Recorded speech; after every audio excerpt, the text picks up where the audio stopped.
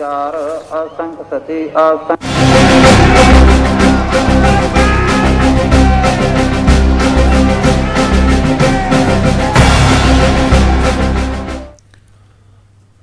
तो ज़राए क़वानीन के खिलाफ मुल्क मुख्तलिफ रियासतों के हजारों किसान पूरे अज़्म के साथ मुजाहरा जारी रखे हुए हैं, लगातार एहतजाज कर रहे हैं। पंजाब, हरियाणा और उत्तर प्रदेश की कई किसान तंजीमें लगातार एहतजाज कर रही हैं। इस बीच वज़ीर आज़म नरेंद्र मोदी ने आज वाराणसी में अपने खिताब में कहा कि नए ज़राई क़वानीन से किसानों को नए मुतबादिल मिले हैं।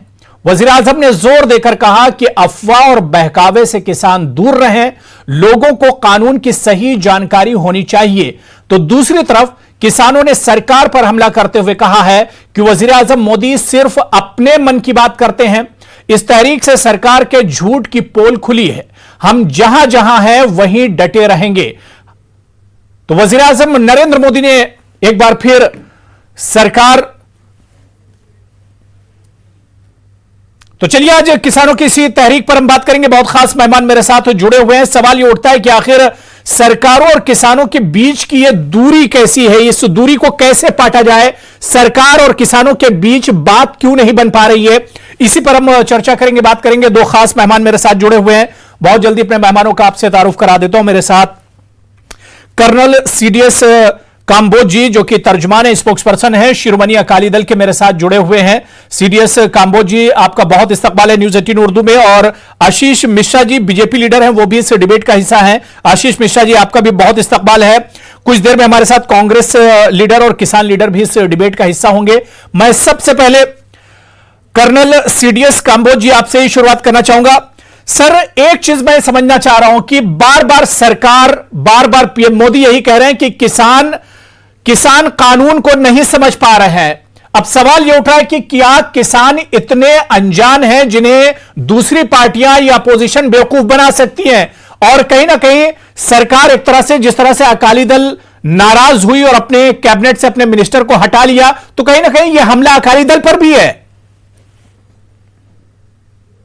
अफसोस की बात है। पहले तो आज शुरू करने से पहले, आज गुरु नानक देव जी महाराज का गुरुपुरब है जी। और सारे दुनिया को जो गुरु नानक नाम लेवा है उनको आज के दिन की मुबारकबाद हो। जो सवाल आपने पूछा है, मुझे बहुत अफसोस से कहना पड़ता है कि ये वो कौम है जिसने डॉक्टर मनमोहन सिंह, जनरल जे सिंह और ब्रिटिश कोलंबिया में हमारे जो किसानों के लड़का है वो प्रीमियम बना। कितने सारे किसानों के लड़के पंजाब के हैं जो इंग्लैंड में और कनाडा में और अमेरिका में मेंबर पार्लियामेंट्स हैं। और हमारे यहाँ कोई घर नहीं होगा जिसमें लोग विदेश में नहीं है, जो आर्मी में नहीं है। तो पंजाब का किसान जिसने पूरे हिंदुस्तान का पेट भरा, क्या आप समझते हैं कि वो इतना अनजान है, इतना बेवकूफ है? और आप जो लोग आज हमारी बूढ़ी माताएं, बहनें, बच्चियां, छोटे बच्चे, बुजुर्ग लोग लाठी लेके चले जा रहे हैं और सड़क के ऊपर बैठे हैं। आज गुरु नानक देव जी का गुरुपुरब है और लेकिन हमारे आदमी वहां सड़कों पे सर्दी में बैठे हैं। जो सारे हिंदुस्तान को अन्न देता है वो सड़क के ऊपर बैठा रोटी बना रहा है। आपको शर्म भी नहीं आती ये कहते हुए कि हम जो है हमें किसी ने उकला दिया है या हम समझते नहीं है? हमें सब मालूम है, लेकिन जब किसी के पेट में आप लात मारोगे, जब आपका किसी का पेट काटोगे तो वो चिल्लाएगा। लेकिन आप जो है हमें चिल्लाने भी नहीं देते, हमें रोने भी नहीं देते। हम क्या मांग रहे थे? श्रोमणी अकाली दल ने सिर्फ ये कहा कि लोगों के शंके हैं, उनको शंके दूर करो। लेकिन आपको क्या जल्दी थी? उधर कोरोना से लोग मर रहे हैं और आप ऑर्डिनेंस पास कर रहे हो, क्या जल्दी थी? क्यों लोगों के साथ बात करके, किसानों के साथ बात करके आपने समा नहीं दिया, उनकी बात समझने की कोशिश नहीं की? और आप सभी बस मुर्गे की एक ही टांग होती है, यही कहते जा रहे हैं कि हमें समझ नहीं है, हमें समझ नहीं है। हमें बहुत ज्यादा समझ है।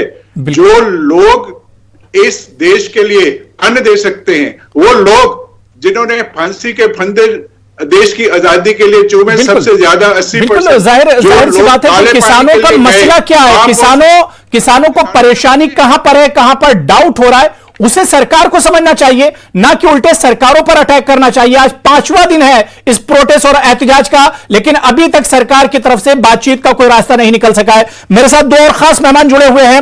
अमन पवार है जो कि तर्जुमान है कांग्रेस के, और धर्मेंद्र मलिक जी हैं, लीडर हैं भारतीय किसान यूनियन के। अमन पवार जी और धर्मेंद्र मलिक जी दोनों का बहुत इस्तकबाल है न्यूज 18 उर्दू में। मैं आशीष मिश्रा जी आपके पास आना चाहूंगा। आशीष मिश्रा जी, किसानों के प्रोटेस्ट को 5 दिन हो गए, लेकिन सरकार को, जो लोग सड़कों पर उतरे हुए हैं, जो लोग कड़ाके की, दिल्ली की कड़ाके की ठंड में खुले आसमान में प्रोटेस्ट कर रहे हैं, वो किसान नजर नहीं आ रहे हैं। आखिर सरकार और किसानों के बीच बात होगी कब?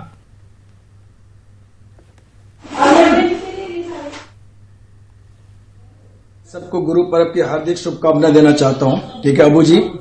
दूसरी बात, इन्होंने कंबोज जी की बात को मैंने सुना है कि किसानों की बातों को सुना नहीं गया और आज तक उनको बातचीत के लिए बुलाया नहीं गया। आपको याद होगा अबू जी, आप भी न्यूज में चला रहे होंगे, आदरणीय प्रधानमंत्री जी ने पूरे पार्लियामेंट में उसके बाद भी कई सारे रैलियों में उन्होंने कहा है कि एमएसपी किसान की जो पहले थी वो वही रहेगा।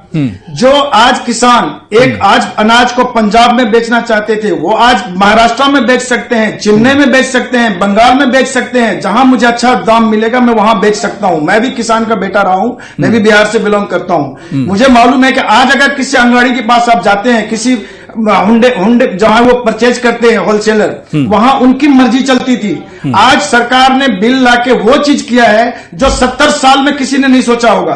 आज अगर आपने फसल उगाया और आज आशीष मिश्रा जी, यही बात सरकार किसानों को क्यों नहीं समझा पा रही है? जो बातें आप लोग टेलीविजन पर बैठकर लोगों को समझाने की कोशिश कर रहे हैं, डिबेट में जो बातें कह रहे हैं, सरकार ये बात किसानों को क्यों नहीं समझा पा रही है? एमएसपी की बात पर जो किसान डरे हुए हैं, ये बात सरकार क्यों नहीं समझा पा रही है किसानों को? अबू जी आदरणीय होम मिनिस्टर साहब अमित शाह जी ने बिल्कुल अच्छे शब्दों में कहा है कि आप हमारे साथ आइए और हमारे साथ बातचीत कीजिए। बातचीत के बाद मैं बताता हूं आपको कि मैंने कौन से बिल लाए हैं और क्या लेके आए हैं। आप सुनने को तैयार नहीं है, आप किसान को आने नहीं दे रहे। आप जब बुराड़ी में बुला रहे आप वहां नहीं आने दे रहे। आप कह रहे कि मैं अपने बॉर्डर पे बैठूंगा, मैं वहां पे आपने भंडारा शुरू कर दिया है। जब आपको व्यवस्था दी गई है दिल्ली में आने के लिए, बुराड़ी में अच्छी जगह दी गई है, आप उसको जेल का नाम दे रहे, जहां संगत होती है, जहां हजारों लोग लाखों लोग वहां आके आवाज सुनते हैं। ठीक है, मैं धर्मेंद्र मलिक से इसका जवाब ले लेता हूं। धर्मेंद्र मलिक जी, क्या वाकई में सरकार बुला रही है और किसान आने के लिए आनाकानी कर रहे हैं? क्या यही सच्चाई है?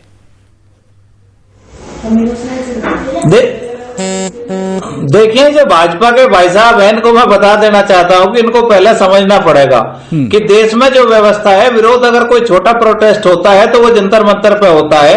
उसके बाद हाल ही के दिनों में अन्ना हजारे जी आई, जिसमें 70% भाजपा के लोग थे, वो रामलीला मैदान में प्रोटेस्ट हुआ। स्वामी रामदेव जी आए, वो रामलीला मैदान में हुआ। इन्होंने एक नई जगह निकाल दी कि आप बुराड़ी चले जाओ।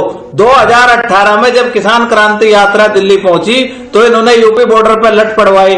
ये तो इनका किसान का प्रेम है। दूसरा, मैं इनको ये बताना चाहता हूं कि 70 साल के जो कानून की बात कर रहे हो, इसीलिए आज हम एमएसपी को लिखित में मांग रहे हैं, क्योंकि आपने एपीएमसी एक्ट में बदलाव कर दिया। पहले खरीदता कौन था? सरकार खरीदती थी। सरकार बाध्य है एमएसपी पे खरीदने के लिए।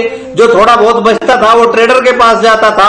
आज आपने लिख दिया एनी पेन कार होल्डर, यानी कि कोई भी खरीद कर सकेगा।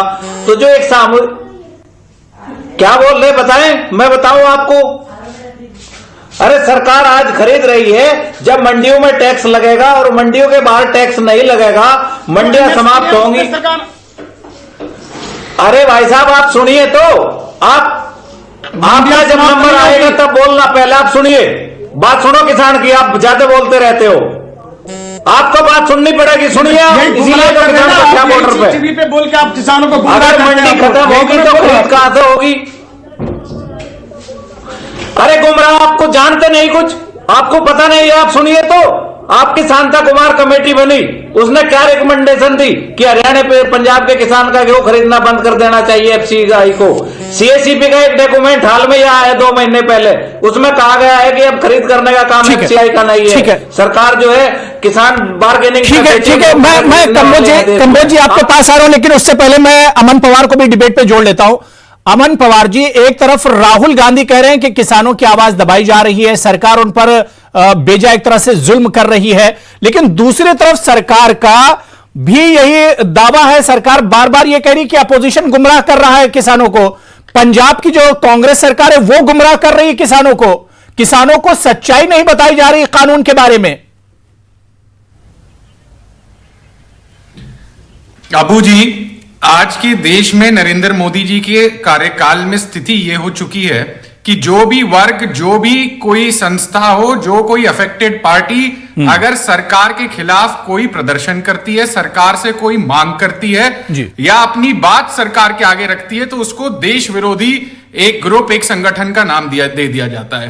अब आप मुझे ये बताइए, जो किसान यूपी, हरियाणा, पंजाब से चल करके आ रहे हैं, ये क्या पाकिस्तानी है? जिस तरीके से इनके ऊपर ठंडे पानी की बौछार करी गई, लाठियों की बौछार करी गई, आपने पूरे के पूरे नेशनल हाईवे खोद करके रख दिए कि किसानों की डेलीगेशन दिल्ली ना पहुंच सके। आज से पहले देश में कभी ऐसी स्थिति हुई है कि कोई एक वर्ग अपनी बात कहना चाहता हो, केंद्र की सरकार को जगाना चाहता हो, और आप उनकी बात सुनने से पहले ही आप उन्हें लाठी मार मार के घर वापस भेजना चाहते हैं? अरे शर्म करिए, अन्नदाता है वो इस देश के, कम से कम उनकी बात तो सुनिए। आपने किस तरीके का बर्ताव किया? हरियाणा की सरकार ने, बीजेपी की सरकार ने किस तरीके से लाठियां चलाई किसानों पर? किस तरीके से आपने ठंडे पानी की बौछार सर्दी के मौसम में उनके ऊपर करी? शर्म आनी चाहिए आपको, सबसे पहले माफी मांगनी चाहिए। और दूसरी बात, जो आशीष जी यहां पर बैठ करके बरगला रहे हैं, आप मुझे ये बताइए आशीष जी, आप कह रहे हैं कि देश भर में अब किसान कहीं पर भी जो है अपनी फसल बेच सकता है। आपके खुद के आंकड़े, आपकी सरकार के 60% जो गेहूं की उत्पादन उत्तर प्रदेश में होता है, वो जाकर के वो पंजाब में बेचते हैं, हरियाणा। ठीक है, आशीष जी इसका जवाब देंगे, आशीष जी इसका जवाब देंगे, लेकिन मैं कंबोज जी का भी, आज से पहले कंबोज जी, और दूसरी चीज, ठीक है, नहीं अमन पवार जी बात हो गई, इसका आशीष जी जवाब देंगे, लेकिन कंबोज जी भी कुछ रिएक्शन देना चाह रहे हैं, उसके बाद मैं आशीष जी आ रहा हूं आपके पास। कंबोज जी जल्दी से, बहुत छोटा सा रिएक्शन। छोटा सा रिएक्शन ये है कि देखिए, जैसे ये कांग्रेस के स्पोक्स पर्सन ने कहा जी कि रास्ते में इतनी रुकावट डाली, हमें अपने ही देश में बेगाना कर दिया। आप ये देखिए कि रास्ते में कौन थे? बूढ़े, बुढ़िया, बच्चे सब जा रहे थे, हाथ में कुछ हथियार नहीं थे, कुछ नहीं थे, इतने बड़े बड़े कांटे की तारें लगाई गई और उसके आगे पत्थर रखे गए, सड़कें खोद दी गई, ठंडे पानी की बौछारें की। क्या हम नेशनल हाईवे में, हरियाणा का क्या हक था हमको रोकने के लिए? हम क्या कह चाहते थे? हम यही चाहते थे कि अपनी आवाज, अपना रोना जो है जाके प्राइम मिनिस्टर को सुनाएं। तो हरियाणा को के बीजेपी के चीफ मिनिस्टर को क्या हक था हमें वहां रोकने के लिए और हमारी पिटाई करने के लिए? दूसरी बात, आशीष जी, ये जो मिश्रा जी हैं, मुझे लगता है ये किसान का इनको साथ कोई संबंध नहीं है, ये जुमले की सरकार है। इन्होंने क्या कहा? ठीक है, जवाब दे रहे हैं आशीष मिश्रा इसका जवाब दे रहे हैं। आशीष जी, अगर डाउट है किसानों को तो सरकार जवाब क्यों नहीं दे रही है? 5 दिन पूरे हो गए, 5 दिनों में सरकार जवाब नहीं दे पाई है, आप बातचीत के टेबल पर क्यों नहीं आ रहे हैं? अबू जी, आप जरा मेरी सुन लीजिए जी, जरा मुझे 1 मिनट मुझे दीजिए। अच्छा, जरा मेरी कंबोज जी, मैं दोबारा से आ रहा हूं, कंबोज जी मैं दोबारा से आ रहा हूं, आशीष जी से जवाब ले लेते हैं जी। हाँ, मैं जवाब दे रहा हूं। जिस दिन पहले दिन प्रदर्शन के लिए सिंधु बॉर्डर पे किसान पहुंचे, आपने देखा होगा किस तरीके से बैरिकेड तोड़ा गया, उसको नदी में फेंका गया, पुलिस में पत्थरबाजी हुई, आपके मीडिया भाई के ऊपर पत्थरबाजी हुई। क्या ये किसान है? किसान कभी भी इस तरह का काम नहीं कर सकते। ये यूनियन के वो लोग हैं जो मंडी में अपना मंडी चलाते थे, अपनी मोनोपोली करते थे, ये वो लोग हैं। किसान कभी नहीं आते। वाटर कैनल उसके ऊपर गया जो पत्थरबाजी कर रहे थे, जिन्होंने पुलिस की बैरिकेडिंग को तोड़ के नदी में फेंक दिया। क्या वो किसान है? वो किसान नहीं होते, किसान नहीं होते। हमारे किसान भाई के लिए, हमारे किसान भाई के लिए नहीं, हमारे किसान भाई के लिए हमने बुलाने में उनको जगह दी, हमने दिल्ली में बुलाने की बात कही और सरकार के साथ बात करने की बात कही। नहीं, बिल्कुल लाठीचार्ज नहीं हुई है। आशीष जी, अब गलत बयानबाजी मत करिए। आशीष जी, आप लोग किसान को अंग्रेजों के गुलाम, जब उन्होंने, जब सरकार, ठीक है, सुन लीजिए एक सेकंड। अरे दिल्ली, ठीक है, अमन पवार में आ रहा हूं, मैं एक करके वन बाय वन देखिए, 1 by 1 बात कीजिए। किसानों का मसला है, 5 दिन से किसान भूखे पेट सड़कों पर उतरे अपने मसले को लेकर, सरकार नहीं सुन रही, लेकिन हम चाह रहे हैं कि डिबेट पे उस पर कुछ बात होनी चाहिए, कुछ मसला नतीजे पर हम लोग पहुंचे इस डिबेट में। आशीष जी सवाल ये उठा है, जो सवाल यहां पर कंबोज जी उठा रहे हैं, जो अमन पवार सवाल उठा रहे हैं, और जो किसान लीडर जो है धर्मेंद्र मलिक जी जो सवाल उठा रहे हैं कि किसान सरकार को नजर क्यों नहीं आ रहे हैं। यूपी के जो किसान उतरे वो भी किसान नहीं है, हरियाणा और पंजाब के किसान जो सड़कों पर है वो किसान नजर क्यों नहीं आ रहे हैं। मतलब सरकार के खिलाफ जो बोले वो एक तरह से वो किसान नहीं है, वो मुल्क मुखालिफ है, वो किसान मुखालिफ है। अबू जी जरा मोदी हो जाता है भारतीय जनता पार्टी में। अच्छा अबू जी मेरा 5 सेकंड मुझे दीजिए। किसान की बात को कभी दबाया नहीं जा रहा है। किसान को बुरारी में दिल्ली के अंदर बॉर्डर पार करके बुलाया जा रहा है कि आप आइए, सरकार के जितने नुमाइंदे होंगे आपकी बात को सुनेंगे। आप उसको आने नहीं दे रहे, किसान को आप बुरारी नहीं आने दे रहे। अपनी अपनी शर्त रखने के लिए आप वहां पे आ जाओ, सरकार के नुमाइंदे वहां पे आएंगे, वहां से आके बात करेंगे, चलो ठीक है। आप किसान को कम से कम बात के लिए आप आगे तो आने दीजिए। आदरणीय होम मिनिस्टर साहब ने अपील करी है, कृषि मंत्री जी ने अपील करी है कि आप आइए हमसे बातचीत कीजिए। जो आप बिल्कुल, क्या यह बात सच नहीं है? आदरणीय होम मिनिस्टर साहब ने अपील करी थी कि आप ठीक है आशीष जी, बात हो गई। आशीष जी मैंने बहुत टाइम दे दिया है, आशीष जी मैंने बहुत टाइम दे दिया है। आखिर सरकार और किसानों के बीच की दूरी भरेगी कब? मैं धर्मेंद्र मलिक जी क्या बात आखिर आगे बढ़ क्यों नहीं रही है? क्या किसान अपनी जिद पर है या सरकार अपनी जिद पर है? जिद पर कौन है? हाँ नहीं, देखिए बीजेपी के पास झूठ का प्रोपगेंडा है। इन्होंने एक चिट्ठी भेजी गृह सचिव अमित शाह जी ने नहीं भेजी, एक चिट्ठी भेजी गृह सचिव ने कि आप पहले बुराड़ी शिफ्ट होइए, उसके बाद हम आपको वार्ता के लिए बुलाएंगे। हमारा ये कहना है कि हम बुराड़ी नहीं जाएंगे, हमको रामलीला मैदान प्रगति। अरे टीवी पे अपील करने से होता है? आप जगह बताओ कहां आए, आप ये बताओ कहां आए। अभी 2 घंटे में डेलीगेशन आएगा, आप बात पूरी करने दो। आप बुरारी जगह, अरे आप बात बुलाया बुरारी का जिम्मा नहीं है। बुरारी ग्राउंड बना हुआ है, बुरारी दिल्ली में अंदर। बुराड़ी ग्राउंड में आप भेजिए, बुराड़ी ग्राउंड में आप अपना डेलीगेशन भेजिए, हमारा डेलीगेशन तैयार है। आप झूठ मत बताओ। बिल्कुल आएंगे। आप हमें जगह नहीं बताओगे, बिल्कुल आप की बातचीत नहीं करना चाहते। अपने डेलीगेशन को भेजिए बुरारी। आप चिट्ठी दो, आप चिट्ठी दो अपने होम मिनिस्टर की तरफ से, अभी भेजते हैं 2 घंटे बाद। देखे टीवी पे 8:15 बजे हैं, 10:30 बजे डेलीगेशन मिलेगा, आप भेजिए चिट्ठी। ठीक है अमन पवार, मसला आखिर हल कैसे होगा? ठीक है, नहीं ठीक है, बात हो गई। मैंने दोनों लोगों को टाइम दे दिया। ठीक है, धर्मेंद्र मलिक की बात हो गई, आशीष जी बात हो गई। देखिए मैंने टाइम दोनों लोगों को काफी टाइम दे दिया। अमन पवार जी, मेरा सवाल सिर्फ यह है कि बार बार सरकार ये कह रही है, पीएम मोदी बार बार अपनी तकरीरों में यह कह रहे हैं कि गुमराह किया जा रहा है, किसानों को गुमराह किया जा रहा है, बहकाया जा रहा है किसानों को।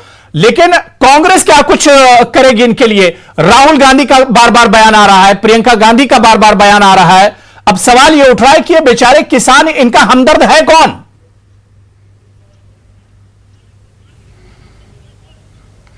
देखिए अबू जी, देश के 62 करोड़ किसान हैं, उनकी जो 25 लाख करोड़ का जो किसानों का जो उद्योग है, उसको मोदी सरकार चंद उद्योगपतियों के हाथ में देना चाहती है। और कांग्रेस पार्टी 62 करोड़ के पूरे एक एक किसान के साथ खड़ी हुई है, यह काम होने नहीं देगी। इसी तरीके से जिस तरीके से नरेंद्र मोदी जी ने दिसंबर 2014 में भूमि अधिग्रहण का एक ऑर्डिनेंस लेकर वो आए थे, जहां पर किसानों की जमीन हड़पने का उन्होंने एक प्रयास पार्लियामेंट में करने की कोशिश करी थी। राहुल गांधी जी ने भट्टा प्रसौल से किसान यात्रा शुरू करी और नरेंद्र मोदी जी की सरकार घुटनों पर आ गई, उनको वो ऑर्डिनेंस वापस लेना पड़ा। और आज कांग्रेस पार्टी प्रण लेती है आपके चैनल के माध्यम से कि जब तक ये काले कानून या तो वापस नहीं हो जाते या भारतीय जनता पार्टी इन कानूनों में लिख के नहीं देती कि एमएसपी के नीचे जो उद्योगपति हैं वो किसानों की फसल की खरीद फरोख्त नहीं कर पाएंगे, कांग्रेस पार्टी एक किसान के साथ खड़ी है। ठीक है, प्रधानमंत्री भाषणों में कहते हैं। अमन पवार की बात हो गई। मैं कंबोज जी, सवाल सर अब ये उठ रहा है, क्या आपको लगता है कि किसानों के इस इशू पर पॉलिटिक्स हो रही है कहीं ना कहीं पर, जिसकी वजह से बात अटकी हुई है, बात साफ नहीं हो रही है, सिर्फ इस पर सियासत की जा रही है?